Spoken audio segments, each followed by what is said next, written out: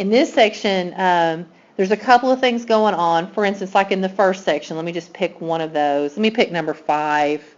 Oh, I got a video on that. Let me pick number 3. Okay.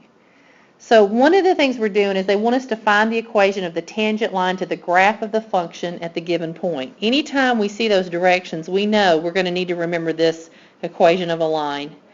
Because you remember how at the very beginning of the year we were using this? That's an x1. It doesn't look very good. That's x minus x1. It looks horrible now that I've tried to correct it. Let me write. Let me, again, sometimes with the videos you're going to need to listen to the words if it doesn't turn out right, because I can't control how this stylus sometimes is picked up by the iPad. It just, there we go. Again, you should know this. I should be able to say the point slope form of a line, and this really by now y'all should know this, okay? My tablet handwriting.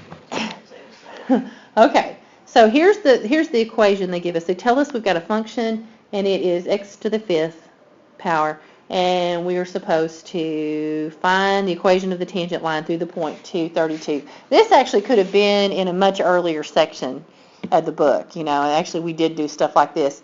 The slope, if you remember, how do I find the slope here? What is the slope? It's in, but how do I find it from a function in calculus? You plug in the values you have, and then you just do like the algebra for it, right? Well, remember the slope is the derivative, right? The slope of the tangent line is the derivative. So I am going to plug that point into it, but first I got to take the derivative. Wouldn't that be 5x to the 4th? Okay. So now if that's my function, that's my function that tells me my slope, all I got to do is plug in x is 2. So 2 to the 4th. Let's see, that would be 5 times 16, which would be what, 80? So here this would be, I'd put 80 in for the slope. And again, that's going to change. The slope's going to change depending on what x I have. That's why I have to plug the x value of the point into that derivative function to get it at that point. Now, what's my x1 value of this point here? Because remember, that's all I've got to do to finish this up. 2. And then on this side, it's y minus the y1 value, which is 32. Remember, this is the x of my 1 point they give me and the y of my 1 point, otherwise known as x sub 1, y sub 1.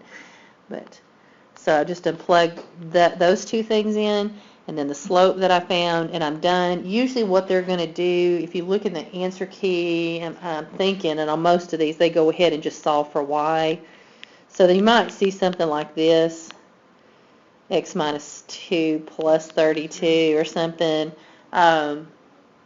You could simplify that. I don't know that they do. I don't have the answer key right in front of me. So you could simplify that and say that's 80x minus 160 plus 32. And again, I would have been fine if this were a test or quiz had you just written that.